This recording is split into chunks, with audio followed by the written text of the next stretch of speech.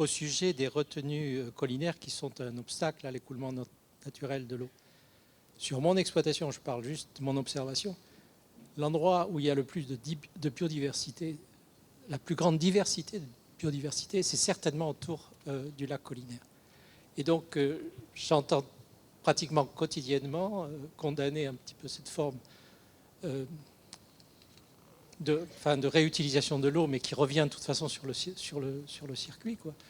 Et je trouve que c'est regrettable. Et donc, si vous pouvez participer à faire changer ces idées, je crois que c'est l'intérêt de tout le monde, l'agriculture. J'essaye. Merci pour cette question. Cette remarque, je rejoins totalement. Moi aussi, c'est plutôt une remarque débat. Et pour avoir un constat par rapport à votre vision au niveau national, vous parliez à la fin justement de tout le Parlement sur l'eau. Effectivement, l'approche où le citoyen pourrait rentrer avec l'image actuelle de mon secteur et qui j'espère n'est pas nationale, votre approche est utopique parce que tout a été bordé. Nous, sur notre secteur, par exemple le Val d'Allier, on se rend compte que ce sont les irrigants qui ont bloqué l'accès et qui dirigent toutes les politiques de l'eau. Avec un élu régional qui est maintenant vice-président de l'agence Loire-Bretagne et qui dirige toute la partie gestion de l'eau sur le fleuve Allier. On a essayé de rentrer par plusieurs biais, nous, dans les GAB, et on n'y arrive pas. On a le droit de venir et d'écouter, on n'a pas le droit de participer. Et j'espère que notre exemple est extrême et que ce n'est pas le cas au niveau national, mais j'ai peur que les portes soient déjà fermées. Et j'aimerais votre avis, savoir quel est le paysage national par rapport à toutes ces politiques de l'eau. Est-ce qu'on a encore moyen de rentrer? Alors, ça dépend, merci beaucoup pour votre question, ça dépend du territoire. Globalement, les portes sont fermées. Et les portes, elles s'ouvrent et elles se ferment sur l'agenda politique. Dès qu'on a un renouvellement des conseils municipaux, on a un renouvellement des conseillers communautaires, métropoles, etc. Et donc, c'est là que se passe l'ouverture et le changement potentiel. En fait, c'est tout bête, hein, mais quand l'administration, les services des préfets voient une demande de candidature pour, en tout cas, intégrer, changer la composition de la clé, ils vont vous répondre « Ah non, mais il faut attendre le renouvellement des élus parce que c'est plus facile pour nous, parce que... » Et donc oui, moi j'essaye de faire changer ça parce que c'est pas possible. On peut pas attendre tous les 7 ans que des questions aussi stratégiques et urgentes que celle de l'eau se calent sur des agendas politiques, quoi. Et voilà, je pense que ce discours est très peu entendable et globalement, je vois cette situation partout. Que ce soit du côté des... Alors la seule porte d'entrée qu'on a maintenant, c'est à travers les associations. Et il faut que certaines associations, pour moi, siègent dans ces instances-là. Que ce soit au niveau des grands parlements de l'eau et des petits parlements de l'eau. Il n'y a que comme ça, je pense qu'on peut, entre guillemets, hacker le système. Mais moi, je pousse pour que ça soit encore autre chose.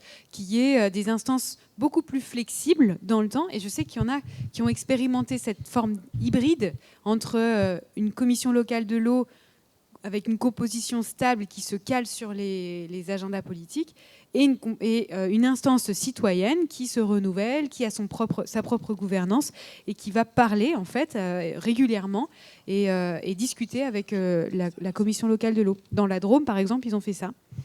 Et plutôt bon retour positif. Moi, j'essaye de promouvoir ça auprès des députés et sénateur, c'est pas possible, mais voilà, j'y travaille. On essaye de faire en sorte que ça évolue. Alors, ceci est un micro, on parle plutôt dans le micro. Jusque-là, oui. Très rapidement aussi, observation. Alors, l'agence de l'eau à Dour-Garonne, pour ceux qui le savent ou le savent pas, a priori a invité, dans pas très longtemps, une réunion publique, démocratique, sauf que ça se sait pas beaucoup. Moi, je l'ai vu par un site. Je crois que c'est dans la quinzaine de jours qui arrivent.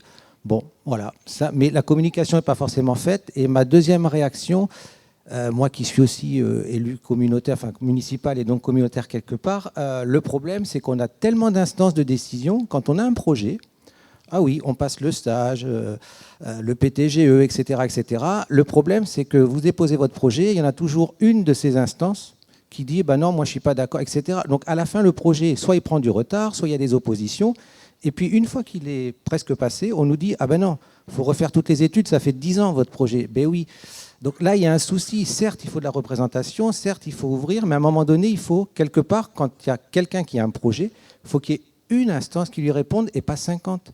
Je ne reviendrai pas sur ce qui s'est passé ici récemment par rapport à des retenues d'eau, etc. Mais à un moment donné, il faut que quelqu'un puisse prendre la décision uniformément au nom de tout le monde et après qu'on puisse l'appliquer. Sinon, on a du mal à avancer. Voilà.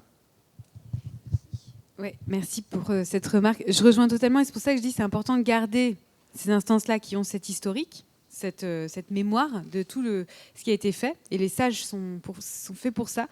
Mais il y a autre chose à faire à côté. Et justement, de faire un dialogue poreux entre ces deux choses-là.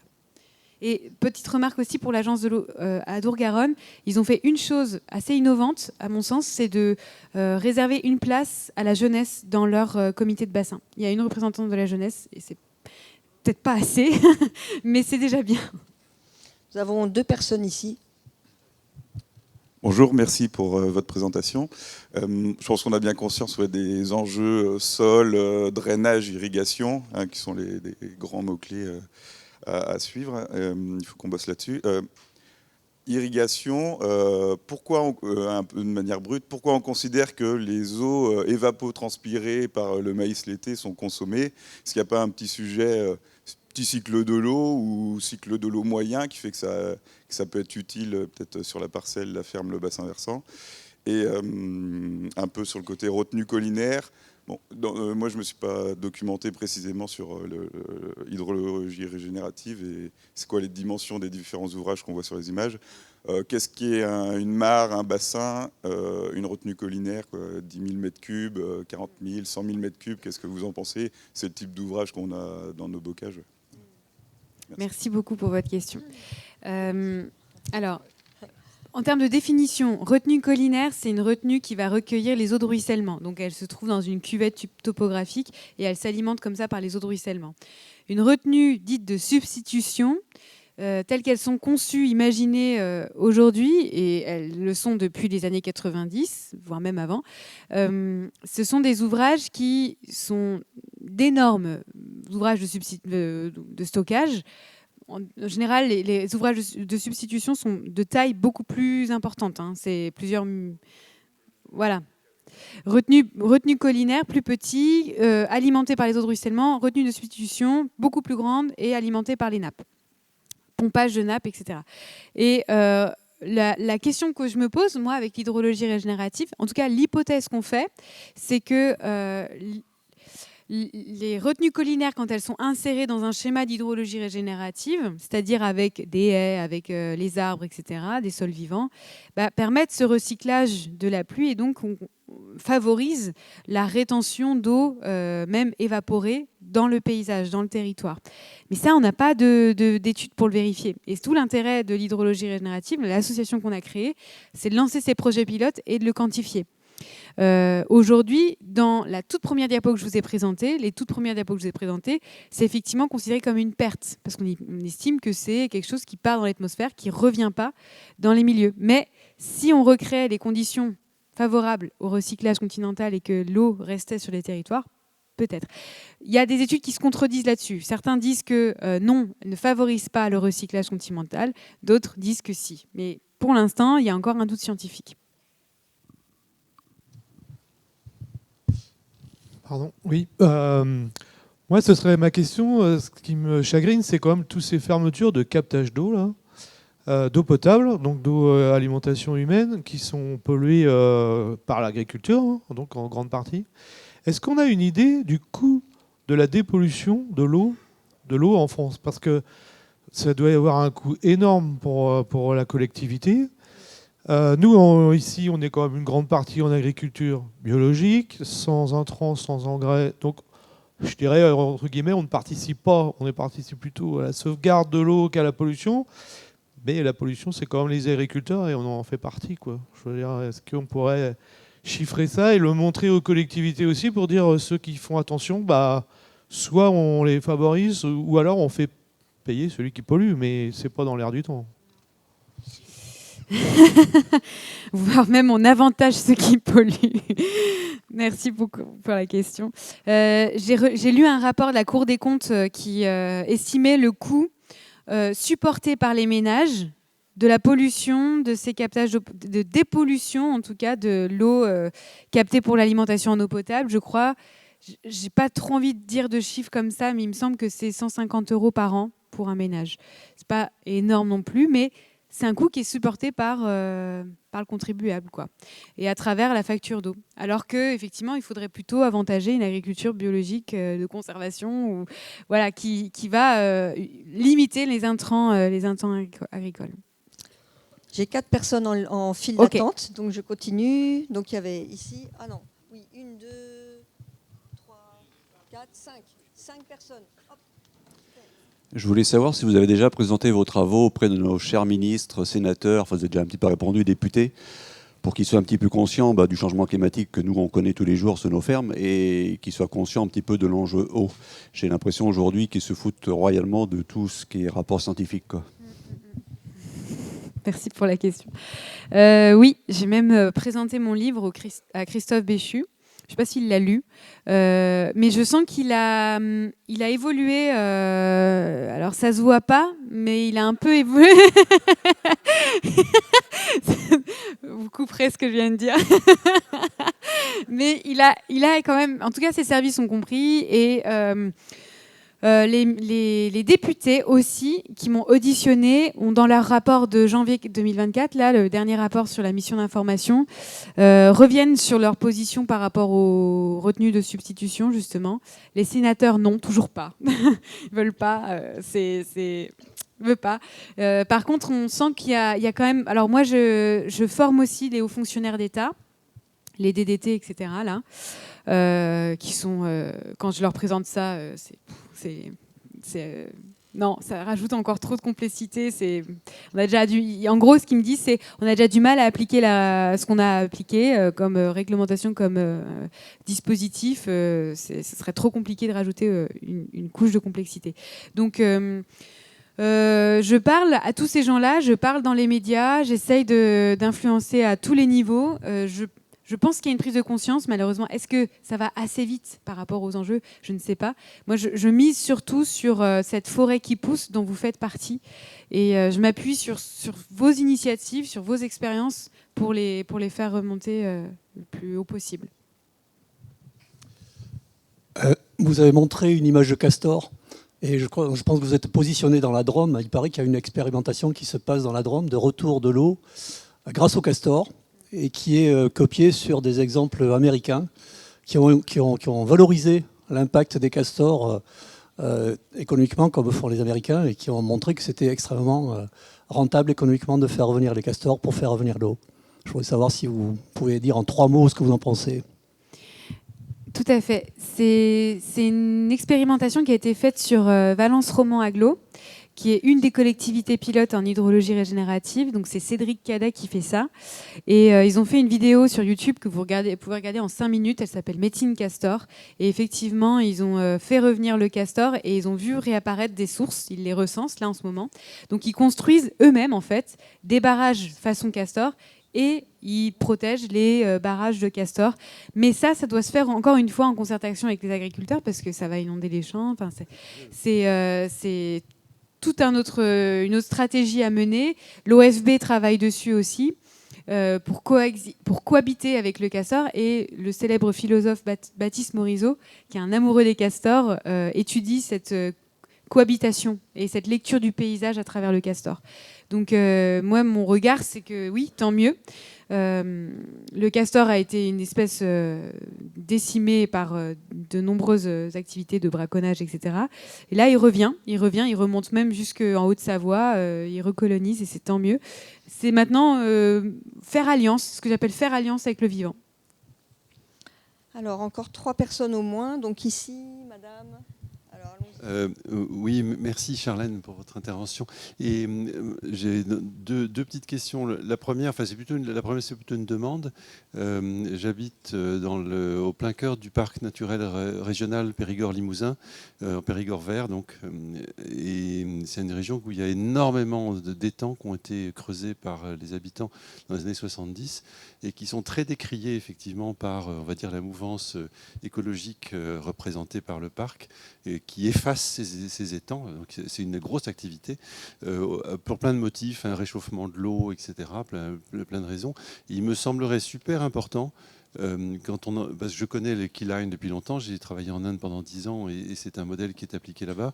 Et il y a une contradiction totale, apparemment, entre certaines prescriptions de Youmans et ce que j'entends au PNR. Il me semblerait super urgent qu'on puisse spécifier précisément quels sont les critères qui font qu'effectivement une retenue collinaire, qu'elle soit petite, grande, moyenne, je ne sais pas quoi, est positive pour l'environnement, et en quoi, et à quelles conditions elle peut devenir négative finalement. Parce que les arguments du PNR, je les comprends, je les entends. Les arguments d'Youmans, je les entends aussi. Les vôtres, oui, mais so what?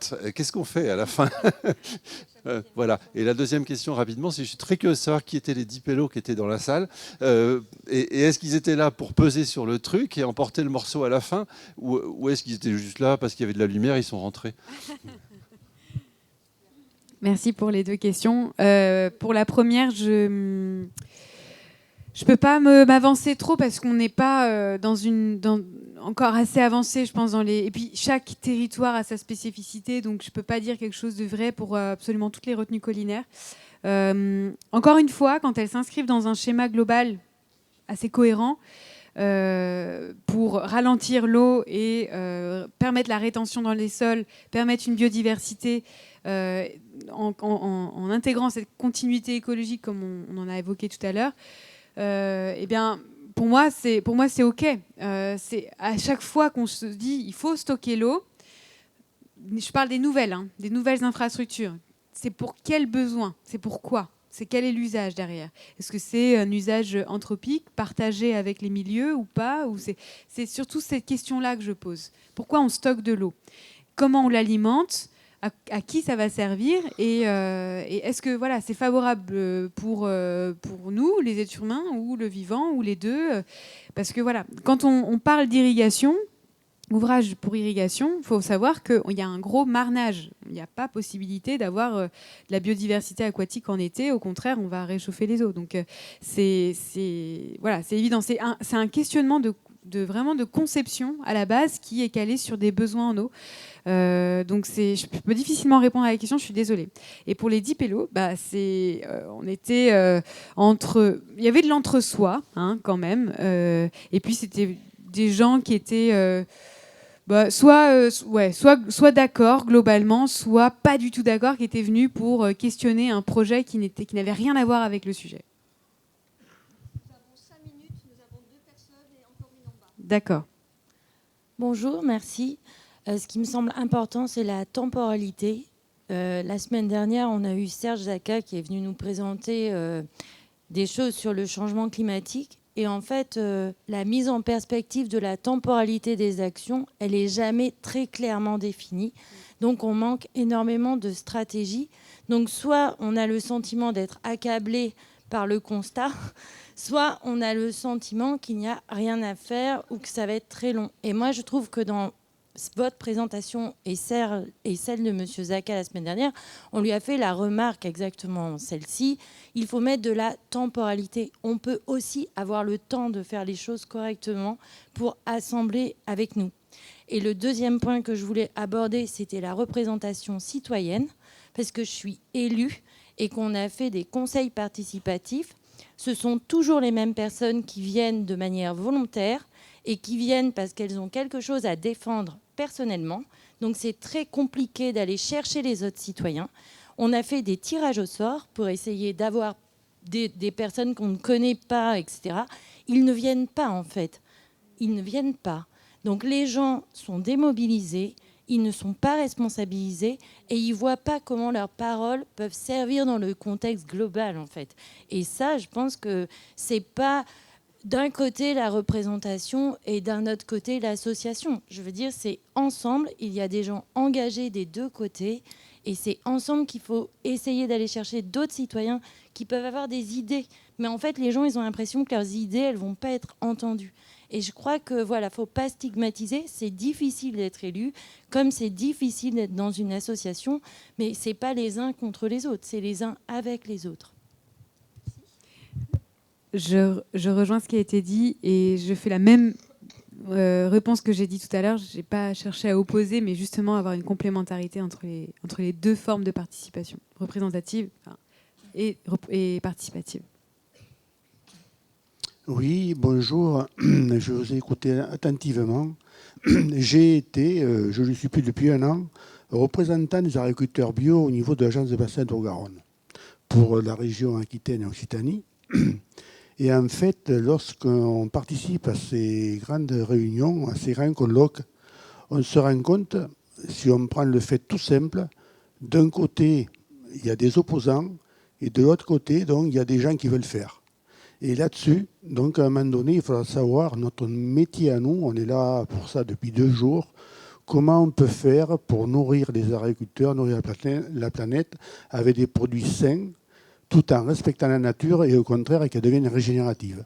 Et ça, personne n'en parle. Personne n'en parle quand j'ai participé aux réunions des agences de bassin. Et je trouve que c'est très grave. Et pour ma part, en tant qu'agriculteur et en tant que représentant des agriculteurs, donc à un moment donné, j'ai mis le haut là. J'ai dit, si on fait que de l'opposition entre guillemets, les irrigants et les représentants de l'environnement, eh bien, on n'avance pas. Et là-dessus, on perd du temps. Moi, j'y suis resté 10 ans. Je me dis, en 10 ans, eh bien, on n'a pas avancé.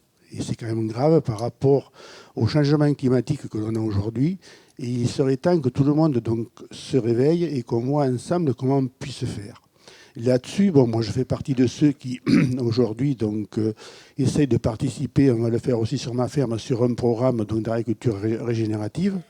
Moi, ce que je souhaite, c'est qu'à un moment donné, qu'on nous apporte un petit peu une contribution qui soit efficace pour savoir ce qu'on peut faire pour demain, pour que tout le monde y retrouve son compte. Parce que dans la situation actuelle, quand on vit sur une ferme où on fait de l'agriculture, de la polyculture élevage, on se rend compte qu'on a besoin de nous pour nourrir les plantes.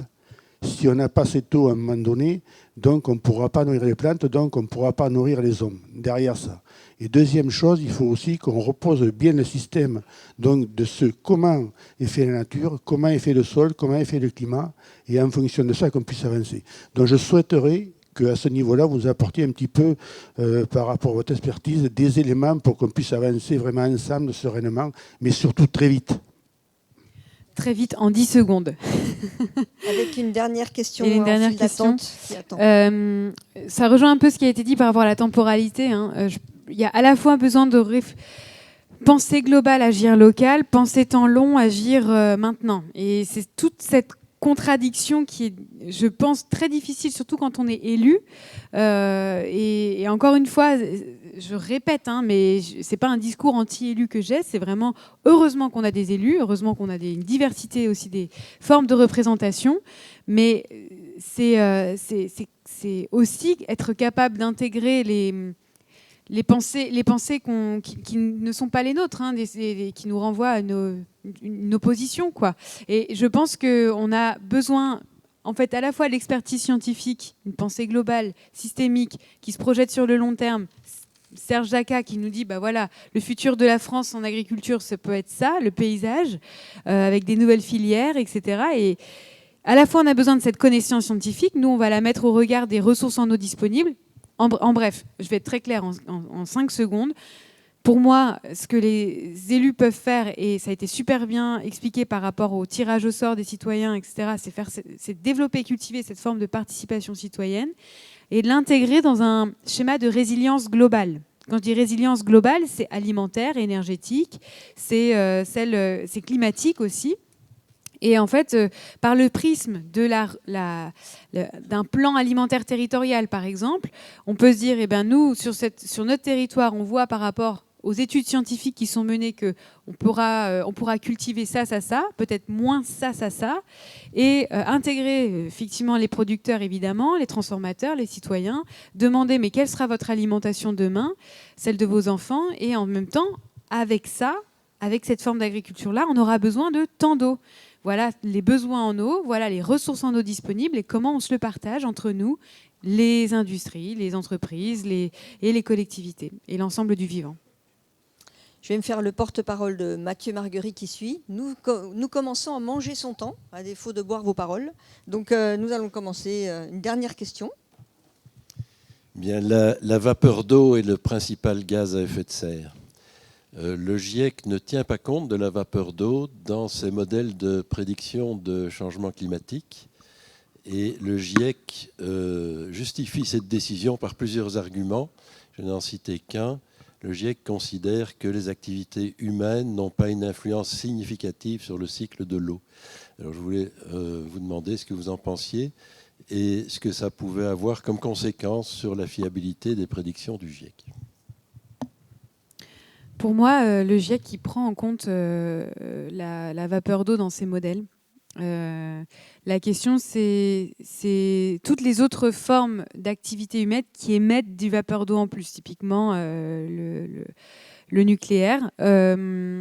Et en ça, par rapport à l'activité nucléaire, il a été démontré, maintenant je ne suis pas une experte de la vapeur d'eau, que l'activité nucléaire ne contribue pas de manière significative à l'accélération du réchauffement climatique.